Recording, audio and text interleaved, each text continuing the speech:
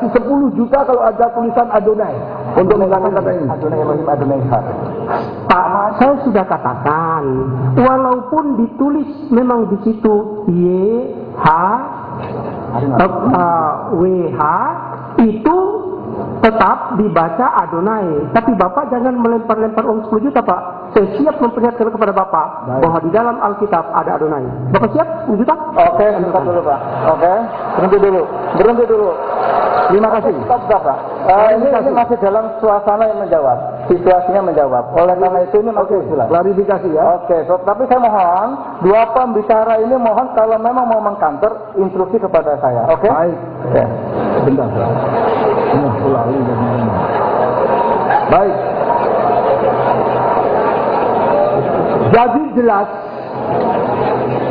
bahwa karena orang Israel merasa berdosa dan salah terus-menerus dan menderita, maka Septuagint tahun 300 sebelum Masehi membuat fatwa bahwa semua tulisan YHWH dibaca Adonai.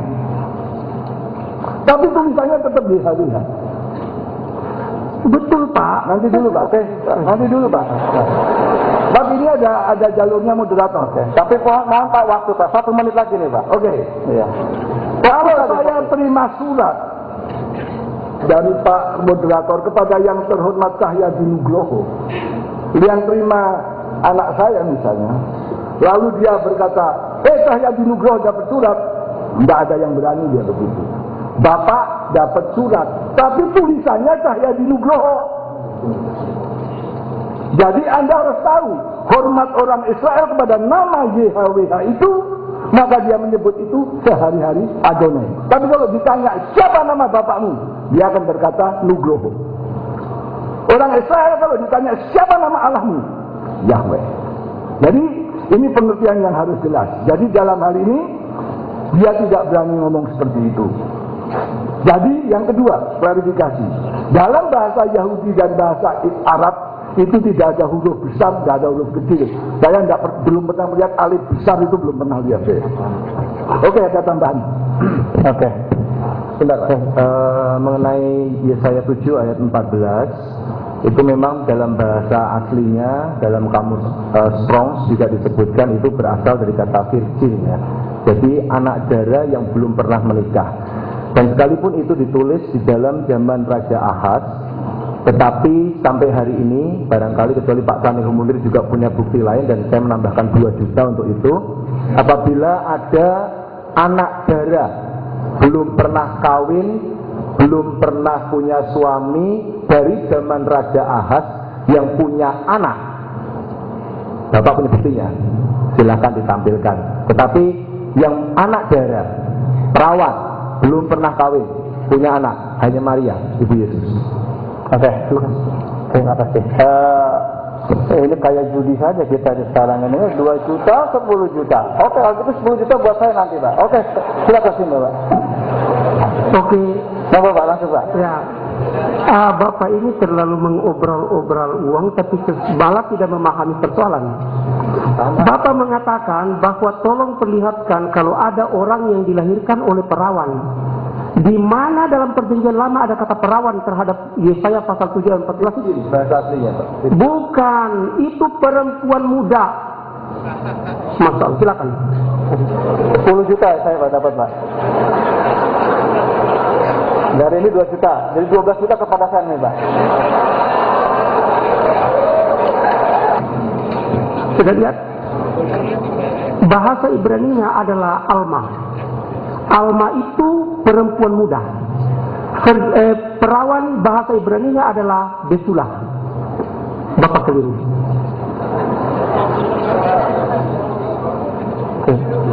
Sudah Pak? Oke.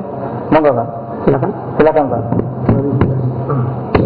Dalam kamus Strong itu diambil pada angka 5959, betul Alma. Dan kata dasarnya di 5958 itu bisa disebut perempuan muda, tetapi lebih banyak diartikan sebagai virgin, perawan. Tidak bisa karena virgin. Kalau kita punya sumber yang berbeda Pak, barangkali kita perlu konfirmasi kepada penulis. Berikan kesempatan kepada saya. Oke. Ya. Jadi virgin itu dalam bahasa Ibrani sudah ada, betulah. Ya, jadi kalau kuda kita artikan kucing itu tidak bisa karena kuda itu sudah ada namanya kuda. Jangan kucing kita samakan kuda, tidak bisa. Walaupun sama-sama 4 kakinya. Nah, Oke. kemudian ini Pak, tolong jangan lagi diulang-ulang bahwa Yahweh itu, Adonai itu tidak ada dan sebagainya. Betul, teksnya itu Yahweh, tapi diucapkan Adonai. Ya kan begitu. Sejak diterjemahkan pada 300 tahun sebelum Masehi oleh Septuagint yang ke dalam bahasa Yunani, itu sudah pakai sudah menggunakan Kyrios, bukan Adonai, Kyrios. Adonai itu bahasa Ibrani-nya, pakai Kyrios bahasa Yunani. Tetapi Bapak salah membaca. Ini yang saya protes. Bapak menyampaikan kepada umat, kepada audiens, Ulangan pasal 6 ayat 4 atau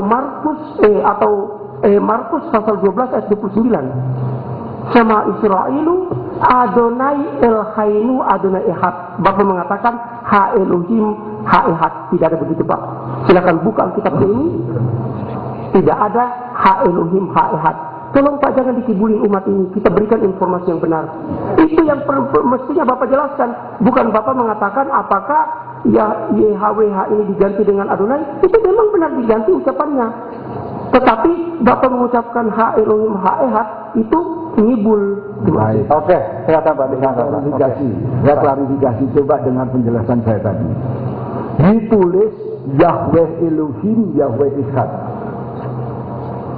Diucapkan, dibaca oleh orang Yunani Ibrani karena tidak berani memanggil nama itu. Disebut Adonai Elohim Adonai Ehad. Dalam sehari-hari saya bertemu dengan orang Israel, silahkan datang ke Israel. Adonai pun dia tidak berani sebut. Dia sebut itu Ha Elohim Ha Ehad. Bagaimana? Ha Elohim Ha Ehad. Itu ucapan sehari-hari orang Israel. Silahkan datang ke Israel. Kalau ini pembuktian, silahkan datang ke Israel. Jadi dalam hal ini harus jelas. Tulisannya Yahweh Elohim Yahweh Ehad. Dibacanya Adonai Elohim Adonai Ehad. Tapi dalam pembicaraan sehari-hari dia tidak berani menyebut Adonai pun, dia menyebut itu Ha. Artinya dia. Yang sama juga artinya dengan Hu. Karena memang itu bahasa yang serumpun. Pertanyaannya Pak. Jadi klarifikasi tadi. Ya. Jadi jangan saya dibilang ngibul. Sebab saya bukan tukang ngibul. Oke Pak, silakan langsung. Ya. Jadi ini kekibulan lagi yang kedua dan yang ketiga. Bapak mengatakan bahwa orang sehari-hari menggunakan Ha Elohim Ha Ehad. Itu tidak benar. Saya baru datang dari di Israel tanggal 29 April sampai dengan tanggal 4 Mei. Para peserta jangan emosional. Ini ilmiah, debat ilmiah. Jadi punya argumentatif masing-masing. Oke? Ini buku yang saya tulis ya, dan VCD saya, dialog saya dengan Rabbi Chaim Richman di Israel, Direktur Temple Institute. Saya langsung berdialog. Apa dia sebut? Bukan Ha Elohim Pak, Hashem. Hashem, the name. Bapak mengatakan Ha itu dia, tidak benar. Kibul yang ketiga. Ha itu artinya the, bukan dia. Dia dalam bahasa Ibrani itu adalah Hu. Nah ini Pak, jadi mari kita berbicara yang jujur. Terima kasih. Oke, terima kasih. Silakan Pak.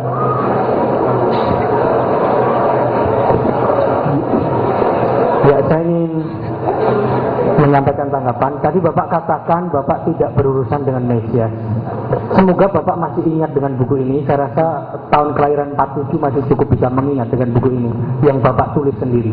Di halaman akhir halaman 99 dengan judul Muhammad adalah Mesias dan Al-Masih.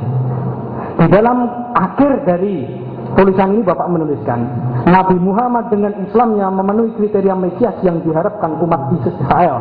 Nabi Muhammad adalah kepala pemerintahan, pemimpin agama serta panglima perang yang menaklukkan Jazirah Arab dan seterusnya. Bapak di halaman depan begitu jelas menjelaskan bahwa salah satu syarat Mesias bagi Israel adalah anak Daud. Bagaimana Bapak bisa menjelaskan